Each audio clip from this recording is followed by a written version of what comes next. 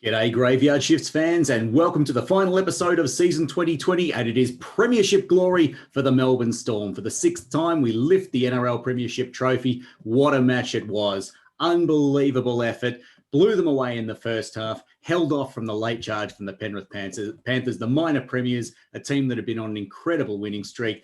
That is the strength, courage, guts and determination of this mighty Melbourne Storm side. Pride of Victoria, pride of Melbourne. They've been travelling vagabonds all year round, and now, mate, they are premiers. Pole man, how good was it? It was a fantastic night. We've calmed down a little bit now, but I got to tell you, the excitement and the nerves combined on Sunday evening, I was glad I had a couple of beers and then a couple of quick nips of scotch after the game to settle myself down. Yeah, Dubs, we've done it.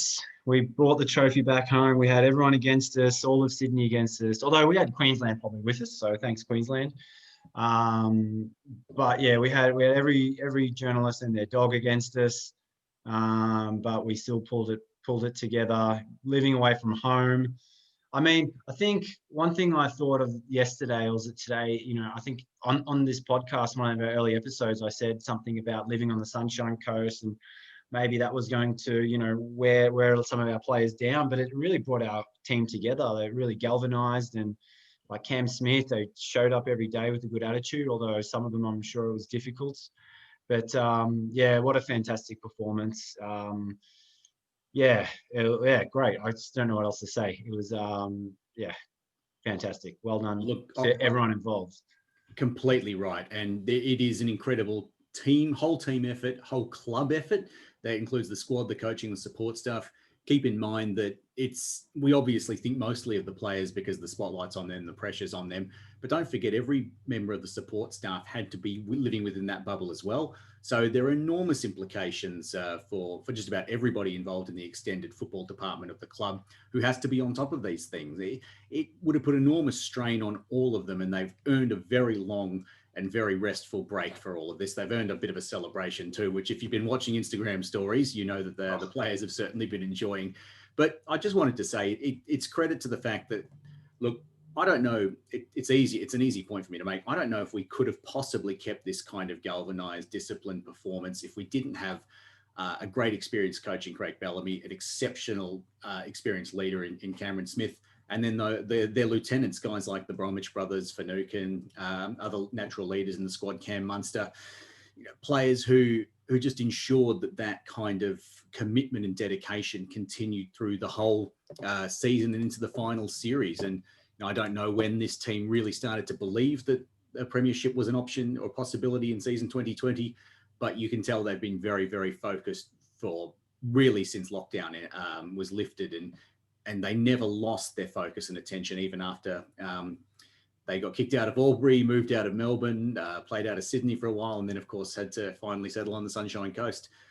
Just one for the ages this season 2020. Yeah. That the win last night was a brilliant performance, particularly in the first half. But it's the culmination of an exceptional effort and a really credible culture that they've built in this Melbourne Storm side. So just such a great, well-deserved victory.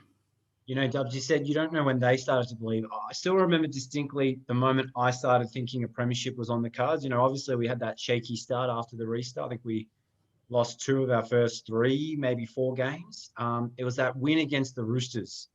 Talking about obviously the Golden Point thriller that we somehow pulled out of the bag. Like I thought that game was gone for all money, yet I thought we had it won, and then Flanagan kicked that goal, and then Paps got that field. Like it was just the craziest game. And after that game, like I really thought, right, we got a team that can challenge this year again.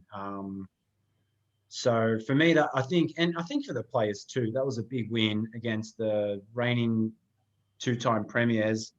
And I think that was a big turning point in our season. I thought that win against the Roosters. After that, I think we only had that one loss to Parramatta. The Dragons as well. Dragons in the last round. And then, we really, for me, that was the big turning point.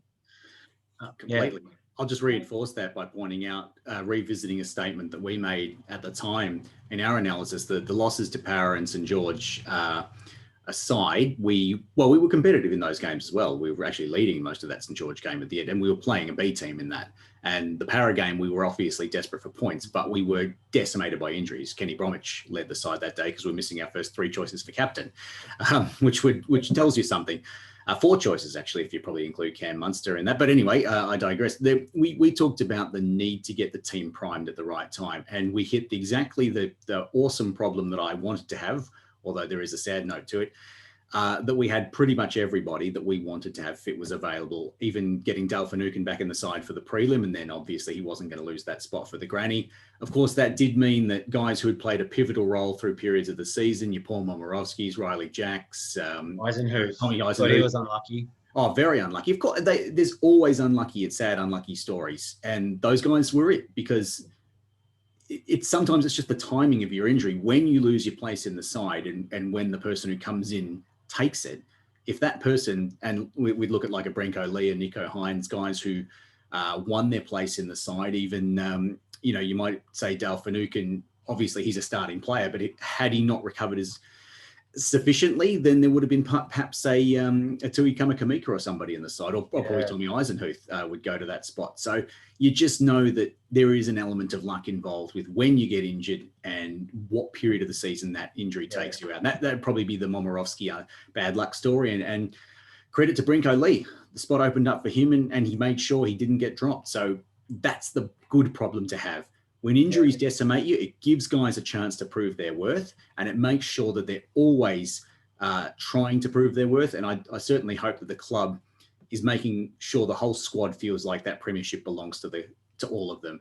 And those would be the guys who had big roles, like Riley Jacks, who actually had to play in, I can't remember which of the 2 Roosters games he had to start at 5'8". I think it was actually the first one where we were. I can't remember off the top. You might be right. Fun fact about Riley Jacks, he's a Canadian international. I did know that. Yeah, I did. I only found that out this week. He played 1 game for Canada, I think in 2015 or something. He's a remarkable story. As the guys like Kamakamika, Momirovski, Eisenhuth, all the guys we've talked about deserve to be premiership players. Unlucky not to have it, but should be absolutely honoured and respected as part of the team that made it to that grand final. We got to the big dance because the whole squad pitched in. We had Cooper Johns have a couple of starts at halfback. Darren Schoenig as well. What a revelation he looked like. You could have been forgiven for thinking he was going to be a crucial part of this squad. Yeah. Nevertheless, mate, I've gone off a bit of a tangent there, and what we need to talk about is the remarkable performance that the 18 guys put in on Sunday night. Can I just start? Yeah, I was about to say, let's start reviewing the game, but I want to just review the pre-match build-up. And maybe it's just because I was paying more attention this year, being in lockdown, sitting at home.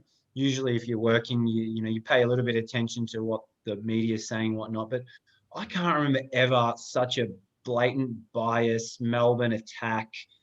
Like even on the day of the grand final, there was an article on Fox, I believe it was Fox League, saying Alex McKinnon forgives Cam Smith. He forgave him like 3 years ago. The 25 reasons to hate Melbourne Storm. It's just like you couldn't have had a more blatant, attack towards Melbourne. The thing about Melbourne too is like Melbourne Storm doesn't really dominate the media down here. So it's if you're copying it to the Broncos, you're going to have a lot of Queensland journos backing them up. We don't really have the same firepower down here in Melbourne. And then obviously even just watching the grand final day coverage. Who did Channel 9 have on? They had Craig Gower, they had Ryan Girdler, they had Liz Ellis, introduced as former Australian netball captain and Panthers fanatic. They did this whole piece where they went to Penrith and filmed the fans and did interviews and all this. Was it really that hard to contact your Melbourne office, pick up the phone? Hey, maybe could you, interview some Melbourne Storm fans or something? It was absolutely ridiculous. And then, we don't really need to talk about the Gus Gould commentary, do we? I think everybody knows what a pass that was. So it was a really frustrating build-up, but it made the win that much more sweeter. Like really just sticking it up Sydney, sticking it up New South Wales. And but that's I just wanted to get that off my chest because it was a really frustrating. No, you're right. It was farcical. And just to add to that, you're right. The last at least the last three Melbourne Storm grand finals that we've been in, I've been there and probably haven't actually absorbed as much of the pre-game coverage because I've just been surrounding myself by Melbourne Storm people getting excited. So that was different. That was the big difference this time. It was probably the first time in a Storm grand final I've really watched the coverage. And I remember thinking when the NRLW grand final was on, and I think or rather just before it, they had segments where I thought, oh, this is where they're doing the Penrith segment. And they kept coming back out of the break with those adoring interviews with Penrith fans and the fawning stories. And we just never got to the Melbourne Storm segment. And I thought, that's very interesting. They had Billy Slater on once or twice. It's interesting that they could manage to get a guy who works for their network. Exactly. Yeah, geez, how hard was that? And he's not there in a Storm supporting capacity. I mean, we know he is a Storm legend. And, as is Cooper Cronk, although, well, he works for Fox, he's an analyst. So not quite the same, is it? It's not like they were getting ex-retired Melbourne Storm legends who still feel fondly about the club. They weren't, calling people like Glenn Lazarus and saying, hey, talk about your time at the Storm when it started. Tell it, because that's an interesting story. Rugby league legend who was part of, of our early days, of our early successes. No, we'll just keep carrying on about Penrith. And we were like Iceland in the Mighty Ducks. Just this strange foreign team nobody knew anything about, nobody wanted to know anything about, and we were the villains. But anyway, let's talk about the game. What did you think, Dubs? Obviously. Well, mate, you and I talked about it last week, and my big thing was don't start slow. Not in a game like this. With the exception of '99, where where comebacks were the theme of that final series. The grand finals we have won 07, 09, 12, and 17. We've had the jump in all of them, even the ones that finished fairly close, like 9 and 12. We got off to the start and were able to protect the lead. And obviously in 07, we blew Manly away a bit and they never found a way back in. In 17, the Cowboys, all we had to do was put them on the back foot early and we're always going to beat them. They'd come from the bottom of the 8. So my big thing was don't start slow. Don't get stuck in a tit for tat. Basically, I didn't want the situation like that classic Roosters game, as amazing as that was. I didn't want to be stuck in that situation where it would come down to, a key moment, an inches, a game of inches where your drop goal goes through the post with a few seconds left. I didn't want that. So I was delighted when Justin Olam got that first try. I must admit, my first look, I thought, oh no, it's come up short. And then when they were having a look and deciding whether it was going to be a penalty try, I thought completely clear, simple decision to pay that a penalty try. And I will be fair with my assessment in the refs. So if anyone who's a Penrith fan is getting angry, hang on, I'll give my as fair assessment as I can. But that's what the rule was brought in for. It was the Billy Slater rule. So happy for anyone to say, but you guys used to do that. Yeah, we did. And then the rule was changed. When it was legal. When it was legal. Yeah, we didn't do it afterwards. It's like having to go at Tommy Raudonikis for calling cattle dog, and that was the game back then. That was the game back then. So Billy Slater used to do it, and then they changed the rules. Okay, cool. So no one can do it anymore. That's fine, but that's not new. That's not exactly a brand new rule. And if you look at the replay, it was quite clear that he led with the leg and then stuck his left leg out to dislodge it, and Olam would have otherwise scored a try. So penalty try. I would thought, well, it's a bit of luck, but it's, we would have had the try otherwise in the corner. We just got the extra 2 points guaranteed because of that. And well done by Addo-Carr. He didn't have an enormous amount to do in the game, Addo-Carr, not like his usual firepower, but a very clever little pass back into Olam, who capped off a brilliant season with a grand final try. So perfect start, followed by 2 of the smartest take the twos I've ever seen. And we've been screaming out for it for years, Dubs. Take the 2. We always take a tap and we always end up losing by 2 points. I know.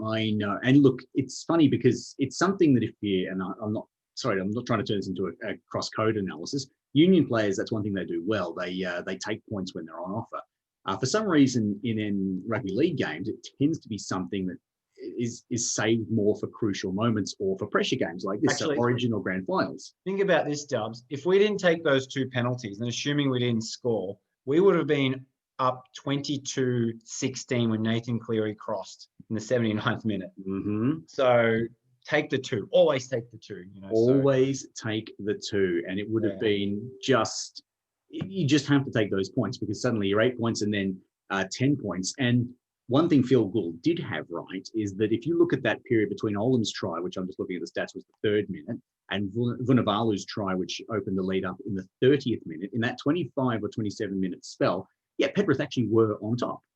There's no Possession two ways about I it. agree with you there, but they couldn't like. Oh, no, I'm not defending his analysis. What I'm saying is the game was very much in the balance, and we were needing to be incredibly tight defensively.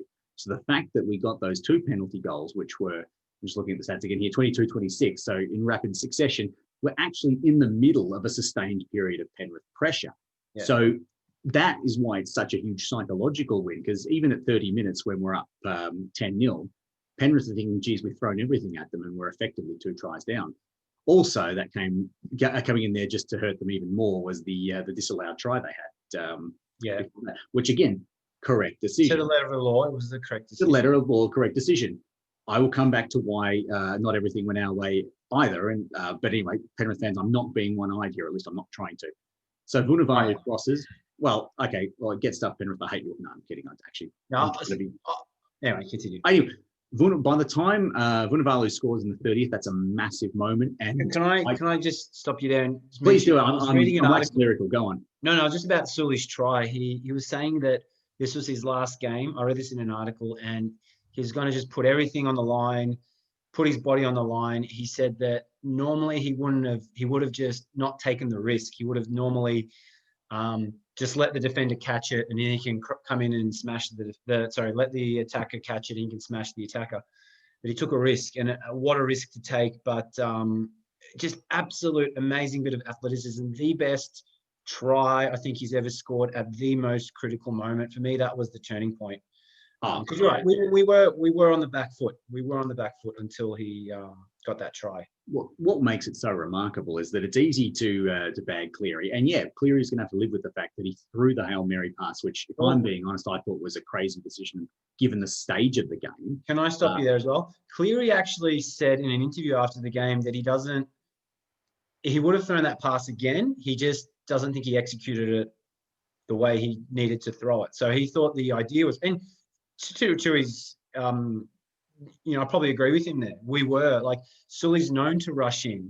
That's that big play. If he misses it, Penrith score in the corner. So no, I do agree with you there. And what I was going to say is that yes, I don't think it was the right thing. I'll disagree with him on that. Whatever, he's a bloody captain of a grand final side, so he knows more than I do.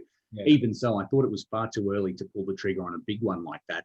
Because yes, if the ball is taken cleanly and Sully's up in the line, they score and suddenly it's 10-4 or 10-6. And you'd say, what a brilliant move.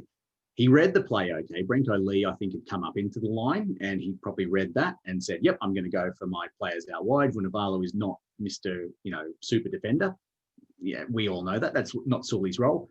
So for Sully, A, fantastic read and anticipation. B, the take was beautiful and clean.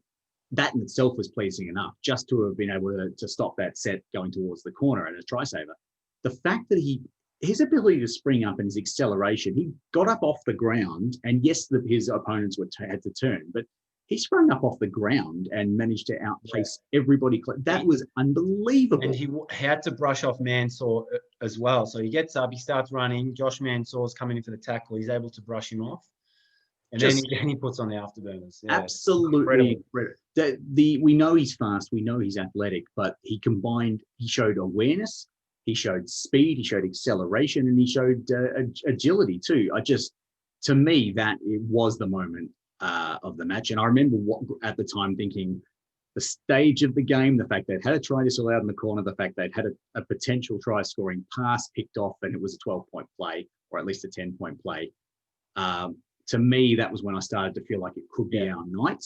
And then almost icing on the cake, I just wanted to get to the end of the half. And then, of course, icing on the cake is Cam Smith gets a little bit of luck, but perfectly legal thing that happened. The ball was knocked out of his hands in what I'm assuming was a moment of desperation, possibly to try and force a penalty so Smithy would kick and take the 2 on the half break rather than have a go to try. But it ended up just by sheer luck or good fortune, bouncing straight backwards out of his hands. He was able to pick up cleanly and grounded for 6 points. So I felt at halftime we were 90% of the way there. Come back out. Instead of them getting on the front foot, Papa has a runaway try.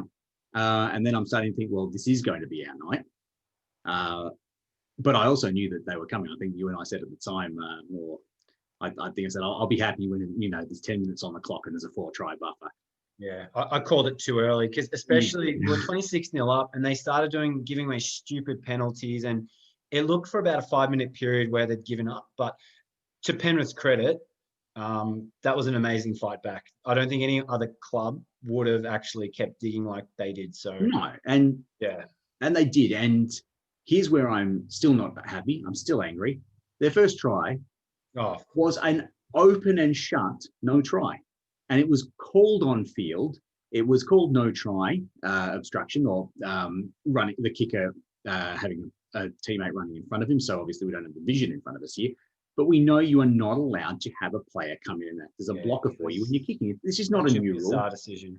And then there's the thing, and you say, okay, well, it's not a traditional obstruction in the sense you don't go and run into an opponent, but otherwise you just have players would naturally use a shield of a player in front of them every time. If that is somehow not interpreted as being a disadvantage to the defensive side, then that's just bizarre. Not only that, but the referee's call on field was that it had been, and therefore it was no try. So he just wanted to confirm with the video ref that his viewing of it was correct, which it was.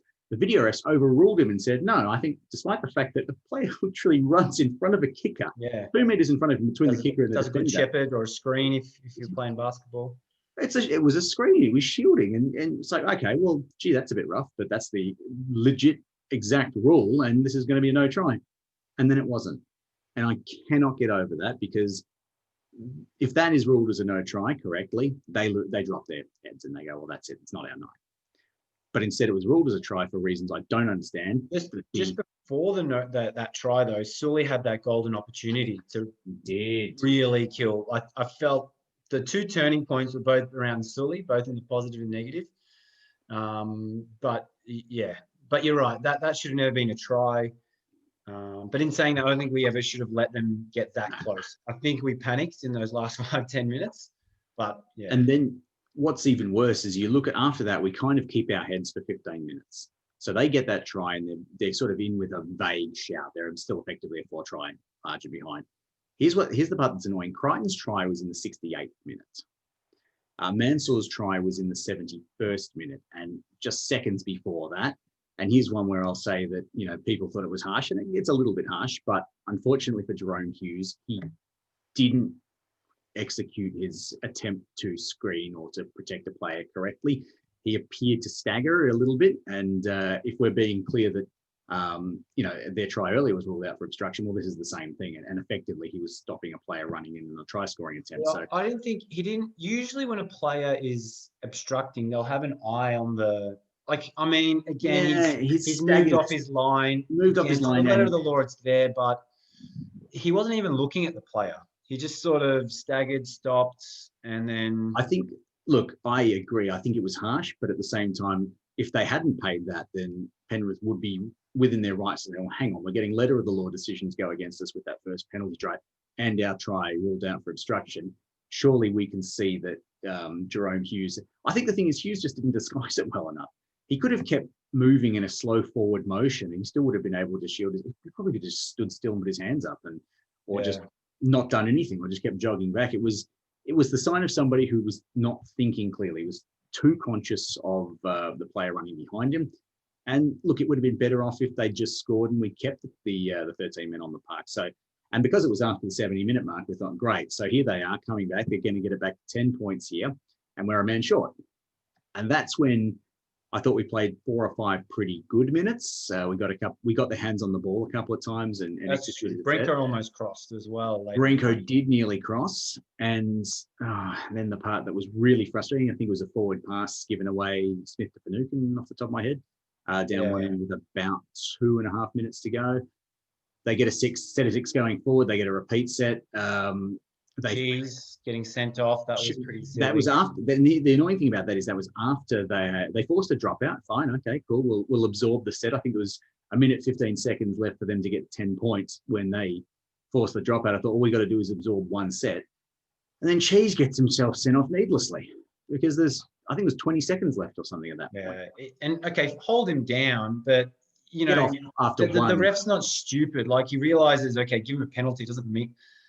Anyway, it's Cheese, who we love dearly, but it was a bit of a brain melt there. He would have been better off just to bounce straight up, get back in the line. If they scored on that set eventually anyway, even if they'd scored on that set without that, all we need to do is cleanly execute one more tackle, which we probably would have done with an extra defender rather than being too short. And they wouldn't have had time after the hooter anywhere. The hooter would have gone and it would have been over. So easy for me to say in hindsight, but geez, you're baffling.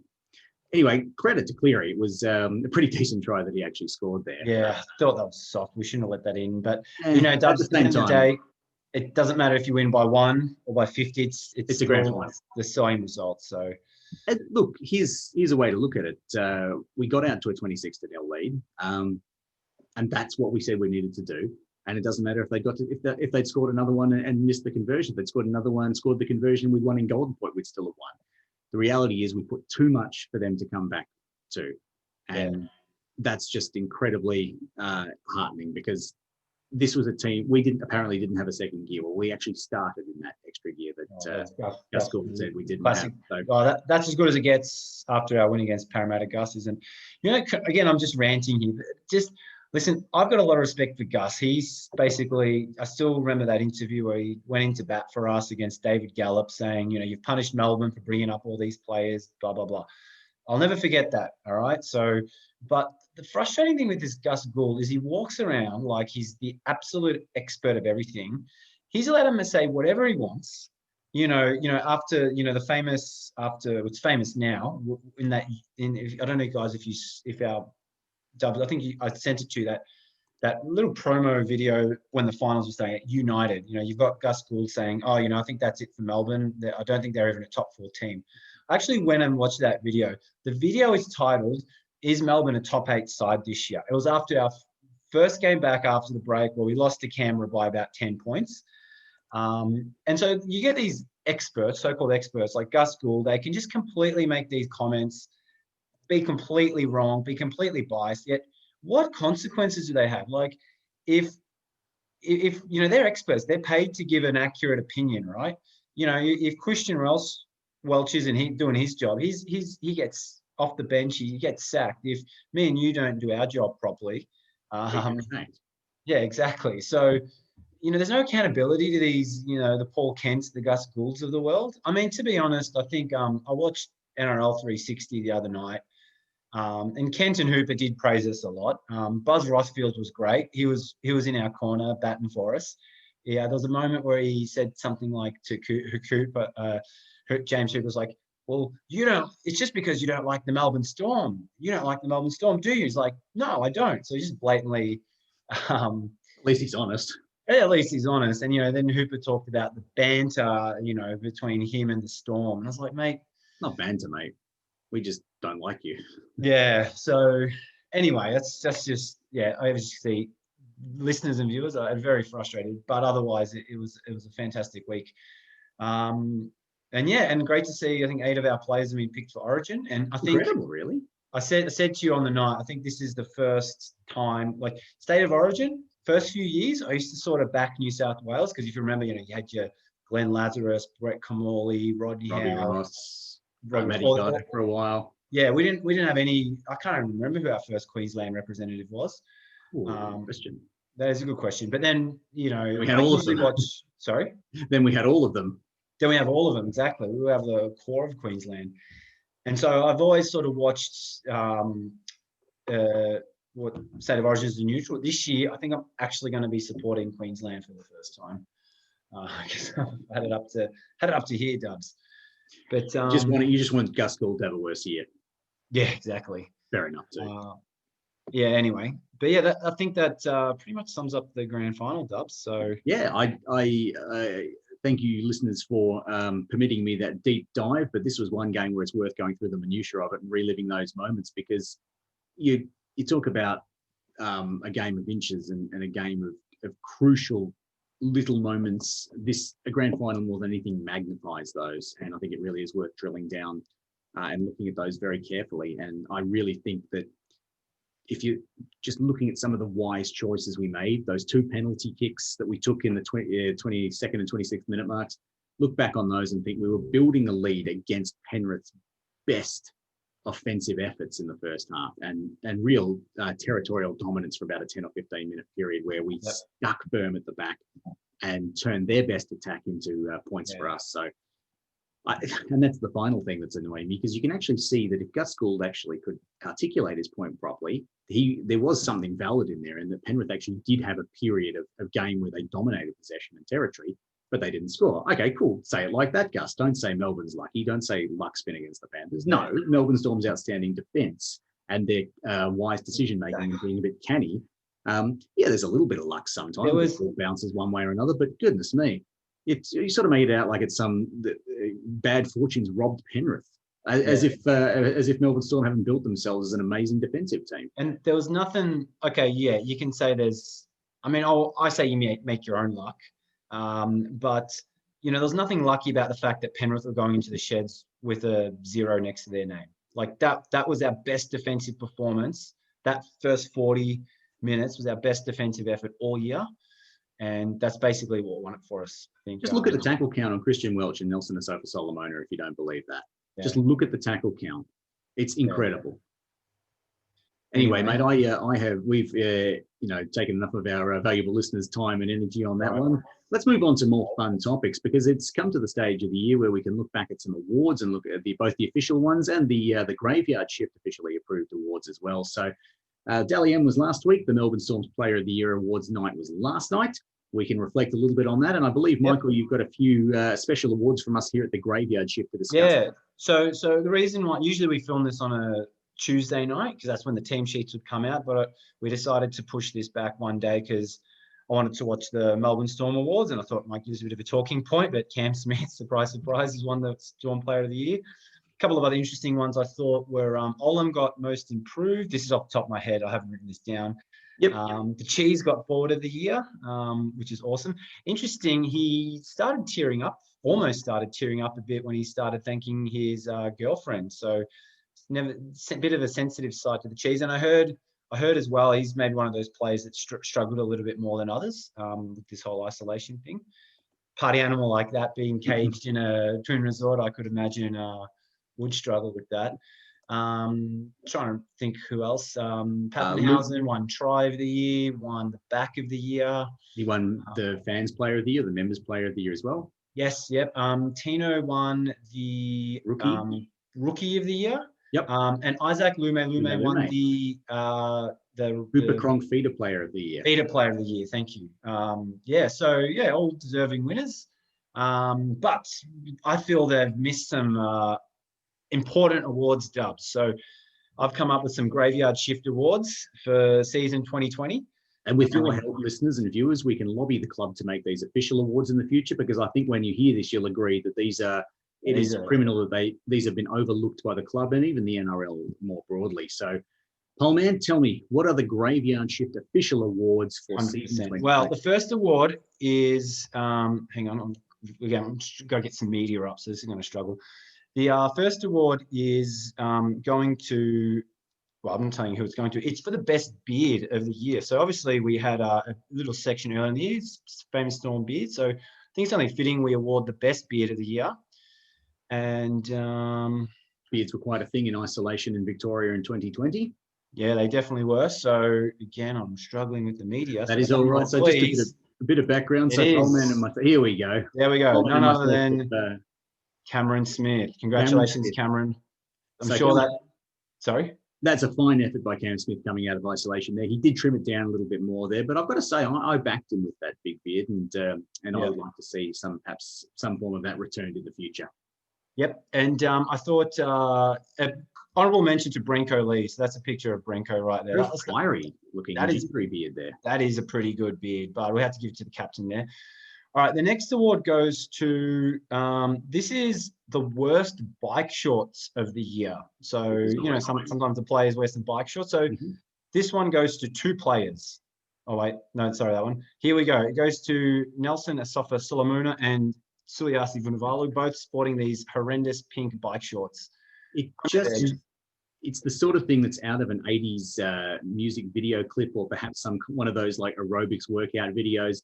And when you put on the likes of Nelson and Sully, it just looks all wrong. So that's a bit disappointing, guys. Love you both, fantastic players, but you're not really go with the purple for me. Unless you are Brett the Hitman Hart, you should not be wearing any kind of pink lycra or pink stretch pants of any description. So yeah, let's Now, the next award is at the end of the day, Craig Bellamy Moment of the Year. Now, he had some big moments. Obviously, he had flipping the bird to Cameron Smith after he broke his try-scoring record. What was the other one I had on the top of my head? Was it the burger dripping down the front of his? That was a good one. Fixing the tire. But I'm going to announce this award via a video meme by thanks to Roasted Rugby League. So here we go. From the grand final. There is Ivan Cleary. Hang on, let me share computer. Cleary has given him one. If you are Cameron Smith on the restart, surely you had to just lob it, just dab it 15 metres from the halfway.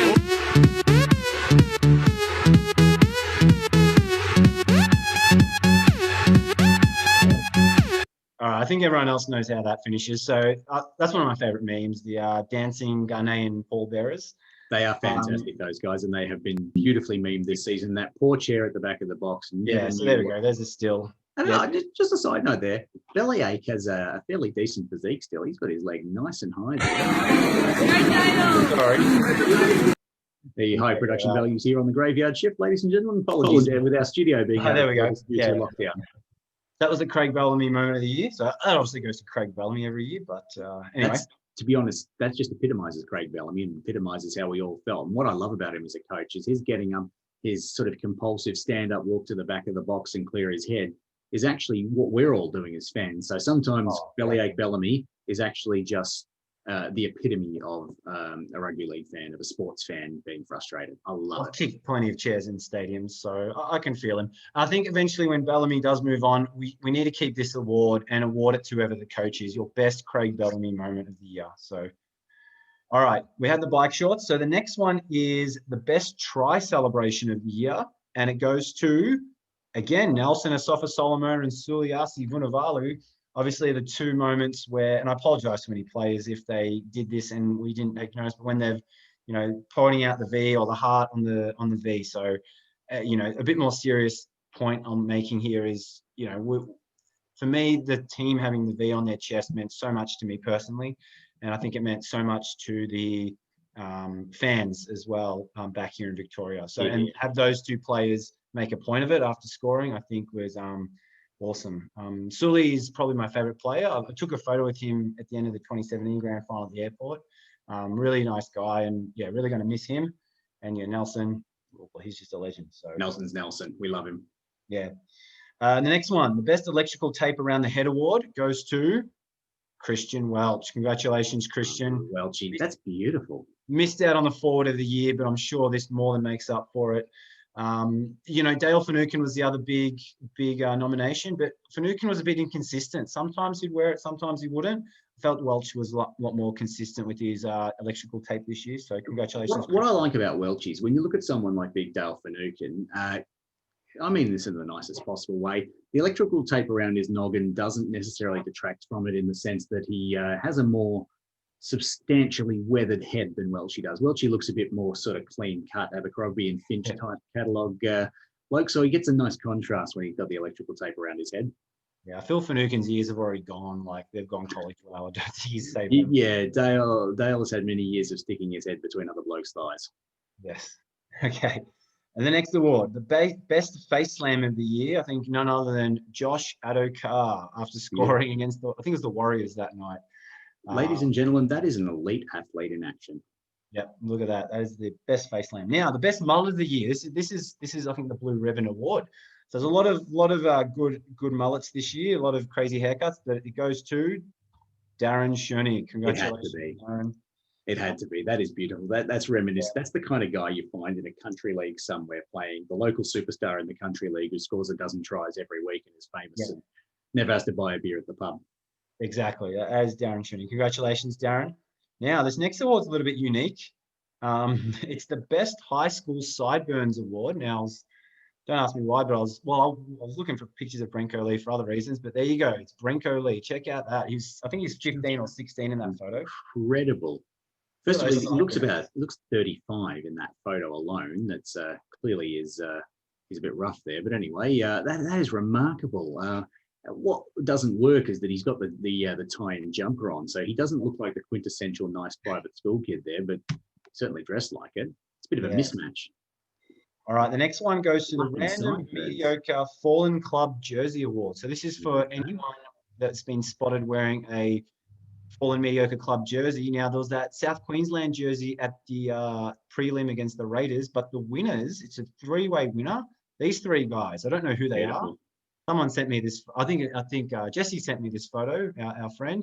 So you got the Crushers, you've got the Gold Coast Giants, sponsored by the Seagulls, and you've got the Western Reds, three of them at the grand final last week. Congratulations, gentlemen. It's a beautiful moment. That is a beautiful moment. Now, the next one, the Sharpshooter Award for the player most likely to succeed in Olympic shooting. It goes to Josh Addo-Carr.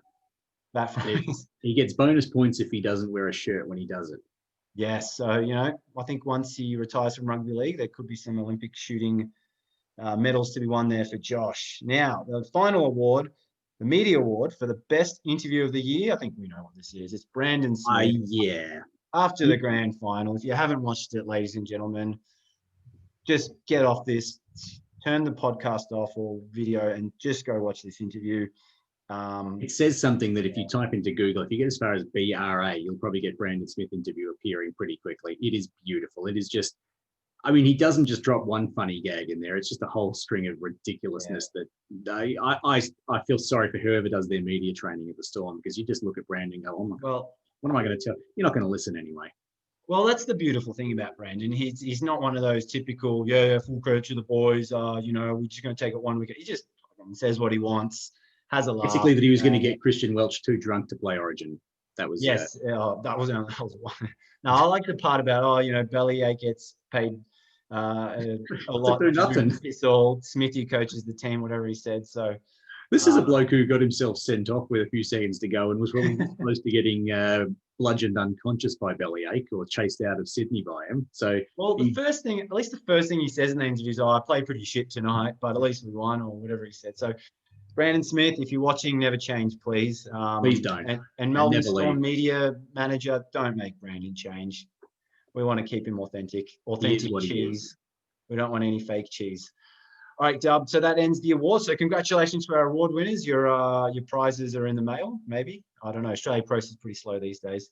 Yeah, blame them if nothing comes. Yeah. All right. Let's finish off with some memes just to keep the tradition rolling. There was a lot of memes this week. I had to cut out a lot of them. Yeah, we'll never get to them all in a grand final week. No. And you could have had a Brandon Smith meme section. Yeah, there's a couple of key sort of focuses. Now, this was my meme. I've been meaning to make this meme all season. It's got nothing to do with the grand final, but the original Crusher tackle. I just love that you've got a Crusher crushing a Steeler. Yeah, there's a lot of very masculine sort of machismo in there, isn't there? There's a lot of brutality. 4X gold. All right, let's get into the. Now, this wasn't a meme. This was, I think, in a newspaper. So now I'll try to describe these for people listening in. So for the grand final, I brought in. So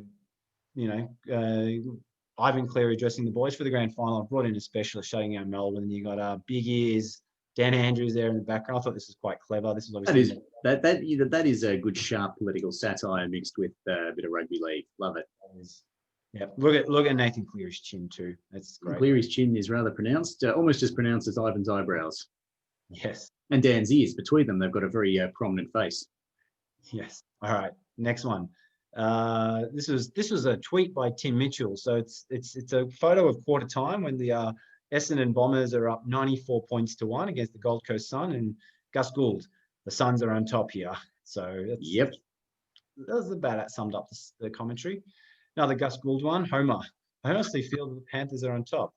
No, you don't, Mr. Gould. Nobody does. That's, if anyone's wondering the Simpsons reference, I can tell the difference between butter and I can't believe it's not butter. No, you can, Mr. Simpson. No one can. No, you don't, Mr. Gould. Nobody does. This is my personal favorite ever. Yeah, this is my favorite this week. It's Marge, fifth, is it 64 slices of American cheese? American cheese.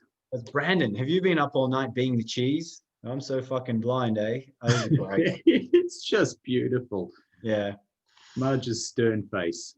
All right, here's another Simpsons one. So it's got Ray Warren commentating, and the Panthers player knocks it on, and then the Panthers lose it. Gotta love the Simpsons. So many good Simpsons memes. Yeah. This isn't a meme. This is just, I'm sure most Storm fans have seen this. Brandon Smith's, I don't know, hopeless Snapchat or whatever. That is an Instagram story, I believe, Paul. Instagram story. You're a So number podcaster. You've got to be 26. up with technology. Yeah, so there you go. It's sending a message. Number 26, Hoops, you little baldy. Well, I do take offence that he's calling him a baldy, but that's all right. I was going to say, as part of the shaved head community, perhaps you could have a word with Brandon about sensitivity. But I'm not going to lie, mate. I just laugh at little baldy for that. Yeah, good on him. And obviously there was other photos sent to James Hooper from the boys throughout the night. So well done. Another Simpsons one, Craig Bellamy. Now that's Great Northern. We're about to dose Cameron in, so I want to see goggles, people. Oh, my eyes, the goggles do nothing. Yeah, that was a great one. Oh, this isn't a meme. This is just a picture of Will Chambers watching the grand final. I think is that when we won? I'm not sure what point of the game that is, but that's awesome. I reckon, yep, looking at the TV screen behind Willie Chambers there, that's Caboose on the ground with the ball, and I can't even tell. There might be Papa next to him celebrating hands in the air. So, I have always had a soft spot for Will Chambers, always liked Will Chambers, and clearly, the 200 plus games he had with us, he still feels a very close connection to the guys. So that's really nice to see. It's still very fresh for him, and he still very much loves this club. Yeah.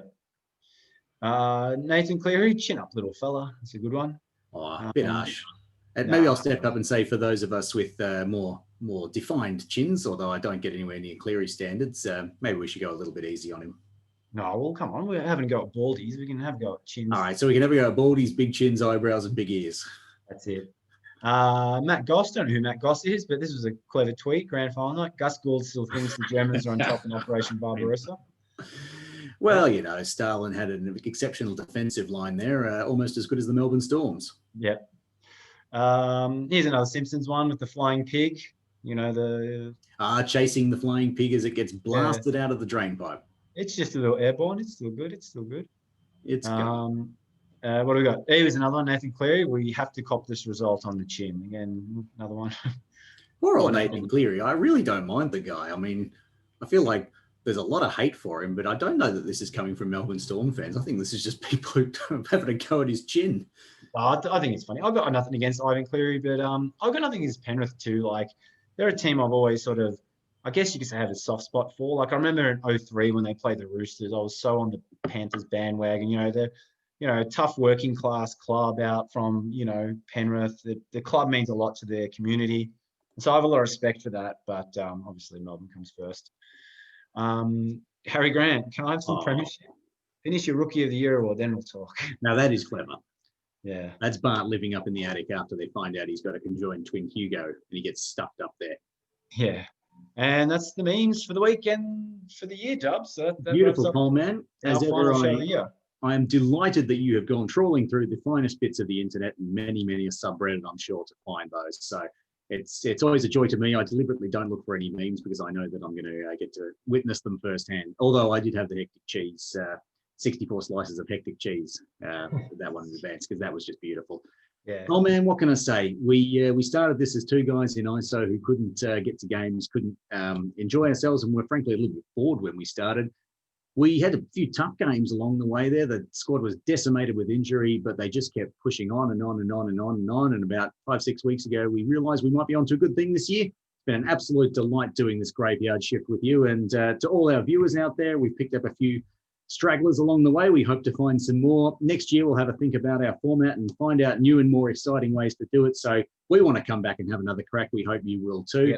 Oh man, it's been a delight working with you, mate. Hopefully at some point we can actually do this sitting in the same room. That'd be nice. Oh, we actually could have tonight, Dubs. We actually could have tonight. We're within 25k and we can have people from two different households under the same roof, I think. Talk to Dan Andrews. He's the defensive expert. Yeah, exactly. Yeah, I just want to say thanks to our subscribers and listeners. We're slowly growing I think each week our videos is getting more and more viewers. So thank you very much. Thanks for guys like Aaron Giles, who was really pumping us last week. So thanks to everyone who's spread this with their friends. Keep on spreading. Dubs, I don't know about you, but I'm going to be trying to harass some former players. I'm going to find you guys on Facebook, and I'm going to see if I can get anyone on for an interview over the off season. So hopefully you will hear from us during the off season. But yeah, otherwise, like us, follow us on Twitter, Apple Podcasts, Spotify, like, subscribe, do all that and share with your friends. So thanks a lot, everyone. Thanks a lot, Dubs. I couldn't have done this without you because you actually have some media training and I don't. I don't know what I'm doing. But yeah, thanks. I have the training. Doesn't like hectic cheese. It doesn't mean I'm any good at it. Yeah. So yeah, thanks a lot. And yeah, really looking forward to next year, both doing the podcast and obviously getting back to Amy Park. Like, geez, that's going to be a great first game back. If that place isn't sold out, like, seriously, we're not worthy, so we want some anyway. purple there that we break social distancing, but not really, because we don't want COVID to come back. So Yeah. we want as many people as we can possibly get in that stadium in purple cheering the team on, and hopefully at some stage we have enough leeway that the club can organise some kind of premiership celebration somewhere. I don't know what it'll look like, but I'm sure that if that can happen, they will. So Good on you, graveyard shifters. We'll be back in 2021, hopefully for a back-to-back. First time, the one thing we haven't managed to do in the Melbourne Storm's history, despite our years of success and many grand final bursts. Let's go back-to-back 2021. Yeah, exactly. Let's find all back-to-back. So thanks, everyone. And yeah, you'll hear from us next time. See you next season.